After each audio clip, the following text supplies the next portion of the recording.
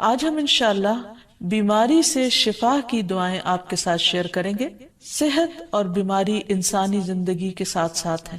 انسان کی زندگی کے کوئی بھی 2 دن ایک جیسے نہیں ہوتے۔ آج اگر انسان خوش ہے تو کل اداس ہوگا، اگر آج وہ اپنے جسم میں قوت محسوس کر رہا ہے تو کل بیمار ہو سکتا ہے۔ انسان کے اوپر دن میں بھی کئی بار مختلف طرح کی کیفیات گزرتی ہیں۔ کبھی انسان روحانی طور پر، جذباتی طور پر بیمار ہوتا ہے اور کبھی انسان جسمانی طور پر بیمار ہو جاتا ہے۔ بیماری کی کیفیت صحت کی کیفیت سے مختلف ہوتی ہے اور ہر انسان اس کو محسوس کر سکتا ہے۔ ایسی صورت میں انسان کو دوا کے ساتھ ساتھ اللہ سبحانہ وتعالیٰ کی طرف رجوع کرنا چاہیے اور اپنے لیے خوب خوب دعائیں کرنی چاہیے۔ بعض اوقات بیمار خود اپنے لیے دعا نہیں کر سکتا تو بیمار کی عیادت کرنے والے اور بیمار کو دیکھنے والے، اس کے دوست، رشتہ دار، عزیز، اقربا اور ایون ہسپتال کا عملہ مریض کے لیے ایسی دعائیں پڑھ سکتا ہے جو اس کے لیے شفا یابی کا ذریعہ ہو سکتی ہیں۔ تو بات یہ ہے کہ انسان ہر حال میں اپنے رب کا محتاج ہے اور اسے اپنی ہر ضرورت کے لیے اپنے رب کی طرف رجوع کرنا چاہیے، اور خصوصاً قبولیت کے مواقع پر۔ رات کا پچھلا پہر اس کے لیے بہت مناسب ہے، جب اللہ سبحانہ وتعالیٰ بندوں کو پکارتے ہیں کہ ہے کوئی جو مجھ سے دعا کرے تو میں اس کی دعا قبول کر لوں، ہے کوئی جو مجھ سے سوال کرے تو میں اس کو جواب دوں، ہے کوئی جو مجھ سے استغفار کرے تو میں اس کو بخش دوں۔ تو جب انسان بیمار ہو اور خصوصاً اگر ایسی بیماری کا شکار ہو کہ جس میں بظاہر شفا کی کوئی امید نہ ہو، تو اسے اور بھی زیادہ خشوع و خضوع کے ساتھ اور ایسے اوقات میں اللہ تعالیٰ کی طرف رجوع کرنا چاہیے کہ جلد از جلد صحت یابی ہو سکے۔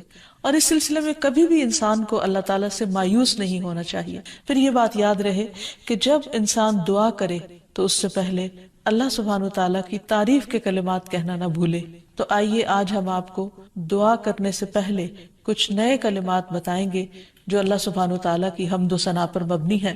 ربنا لک الحمد ملء السماوات والارض وملء ما شئت من شيء بعد اهل الثناء والمجد احق ما قال العبد وكلنا لك عبد اللهم لا مانع لما اعطيت ولا معطي لما منعت ولا ينفع ذا الجد منك الجد۔ اے ہمارے رب، تمام تعریفیں تیرے ہی لیے ہیں جن سے آسمان اور زمین بھر جائیں، اور اس کے بعد جو تو چاہے وہ بھی اس سے بھر جائے۔ تو ہی تعریف اور بزرگی کے لائق ہے۔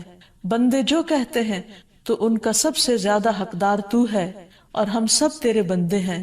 اے اللہ، جسے تو عطا کرنا چاہے اس سے کوئی روک نہیں سکتا، اور جسے تو نہ دینا چاہے اسے کوئی دے نہیں سکتا، اور کسی مرتبے والے کی بزرگی تیرے سامنے کوئی فائدہ نہیں دے سکتی۔ یعنی اللہ سبحانہ وتعالیٰ کے علاوہ کوئی بھی اور ایسا نہیں ہو سکتا جو انسان کی مشکل کو آسان کر سکے۔ تو آئیے اس کے ساتھ ہم دیکھتے ہیں کہ بیماری کے اسباب کیا ہوتے ہیں، بیماریاں کیوں آتی ہیں۔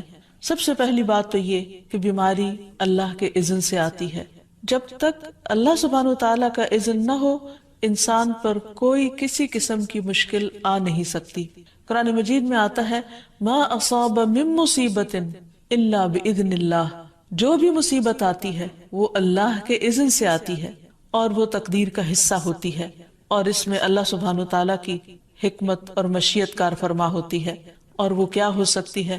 مثلاً اللہ تعالیٰ کسی بندے کے ساتھ بھلائی کا ارادہ کرتے ہیں، اس کے گناہ معاف کرنا چاہتے ہیں، اس کو کسی خاص چیز کی سمجھ دینا چاہتے ہیں تو اسے تکلیف میں مبتلا کر دیتے ہیں۔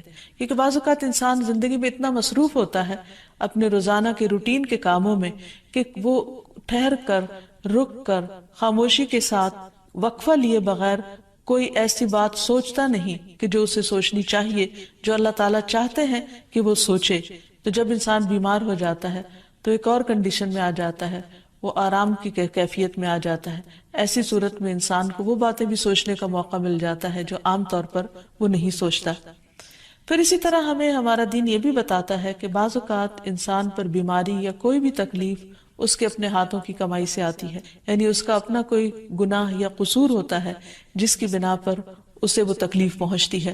قرآن مجید میں آتا ہے وَمَا أَصَابَكُم مِّن مُّصِيبَةٍ فَبِمَا كَسَبَتْ أَيْدِيكُمْ وَيَعْفُو عَن كَثِيرٍ، اور تمہیں جو بھی مصیبت پہنچی تو وہ اس وجہ سے ہے جو تمہارے ہاتھوں نے کمایا، اور وہ بہت سی چیزوں سے درگزر کر جاتا ہے۔ اسی طرح بعض اوقات انسان کی بیماریاں اس کے کسی گناہ کا نتیجہ ہوتی ہیں۔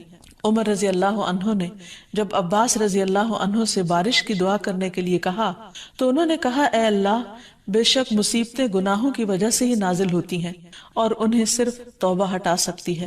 پھر اسی طرح ایک اور روایت میں آتا ہے، رسول اللہ صلی اللہ علیہ وسلم نے فرمایا، جب بھی کسی رگ یا آنکھ کو نقصان پہنچتا ہے تو وہ کسی نہ کسی گناہ کی وجہ سے ہوتا ہے، لیکن جو تکالیف اللہ تعالیٰ ویسے ہی ٹالتا رہتا ہے وہ کہیں زیادہ ہو جاتی ہیں۔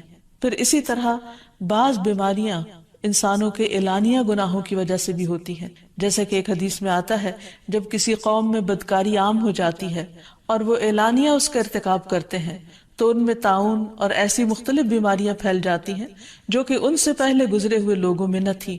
ابو امامہ باہلی سے روایت ہے کہ نبی صلی اللہ علیہ وسلم نے فرمایا، جس بندے کو بھی بیماری سے پچھاڑ دیا گیا ہو تو اللہ تعالیٰ اسے جب بیماری سے اٹھاتا ہے تو وہ پاک ہوتا ہے۔ تو یہ ایک حقیقت ہے کہ انسان کے گناہ اس کے لیے مشکلات کا سبب بنتے ہیں۔ امام ابن القیم الجوزیہ لکھتے ہیں، ان کی ایک مشہور کتاب ہے الداء والدواء، بیماریاں اور علاج، اس میں وہ کہتے ہیں کہ کوئی بھی گناہ ایسا نہیں کہ جس کے اثرات نہ ہوں۔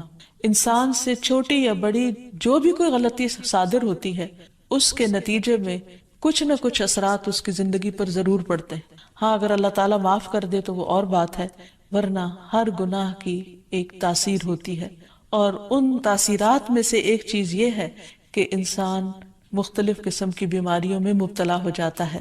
اسی لیے ہم دیکھتے ہیں کہ جب انسان بیماری میں مبتلا ہوتا ہے تو اللہ تعالیٰ اس بیماری کو اس کے گناہوں کا کفارہ بنا دیتے ہیں۔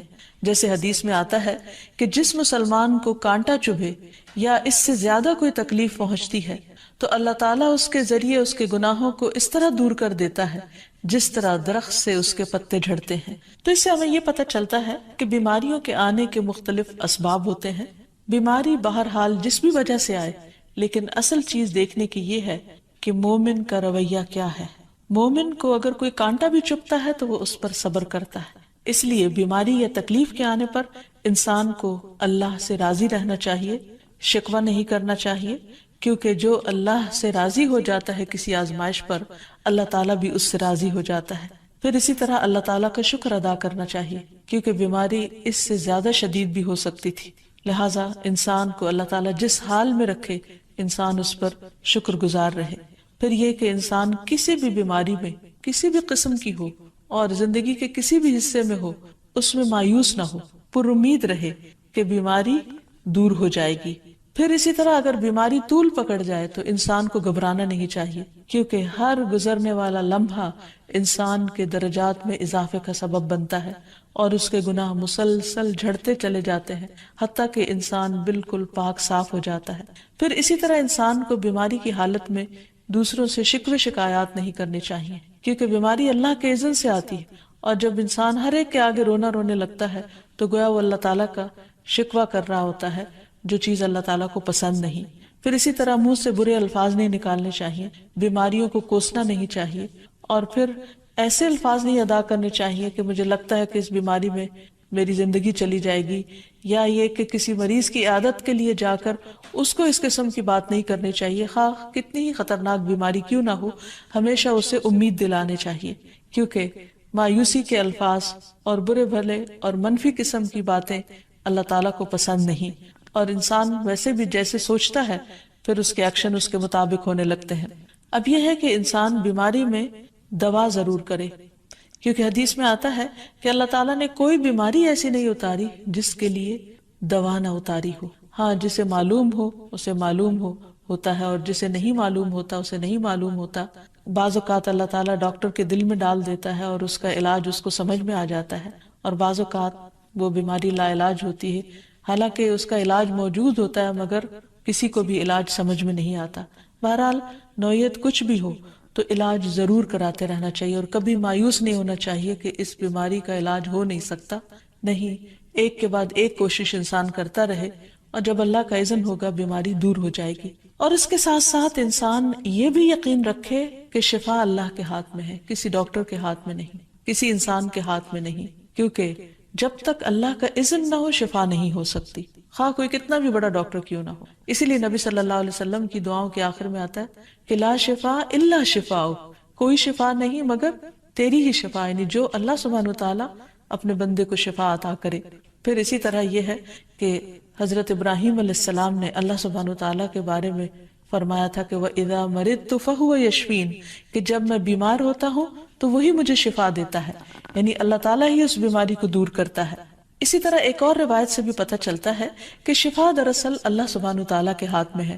حضرت عائشہ سے مروی ہے کہ رسول اللہ صلی اللہ علیہ وسلم دم کیا کرتے تھے اور یہ دعا پڑھتے تھے امسح البأس رب الناس بیدک الشفاء لا یکشف الکرب الا انت، اے لوگوں کے رب تکلیف کو دور کر دے، تیرے ہی ہاتھ میں شفا ہے، تیرے سوا اس کو دور کرنے والا اور کوئی بھی نہیں.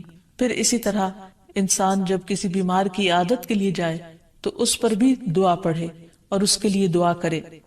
رسول اللہ صلی اللہ علیہ وسلم نے فرمایا جو مسلمان کسی ایسے بیمار کی عیادت کے لیے اس کے پاس آئے جس کی موت کا وقت قریب نہ آیا ہو اور 7 مرتبہ یہ پڑھے اسأل اللہ العظیم رب العرش العظیم ان یشفی فلانا من وجعہ، میں اس عظمت والے اللہ سے سوال کرتا ہوں جو عرش عظیم کا رب ہے کہ فلاں کو اس کی تکلیف سے شفا عطا فرمائے، تو اللہ عز و جل اسے شفا عطا فرما دیتا ہے.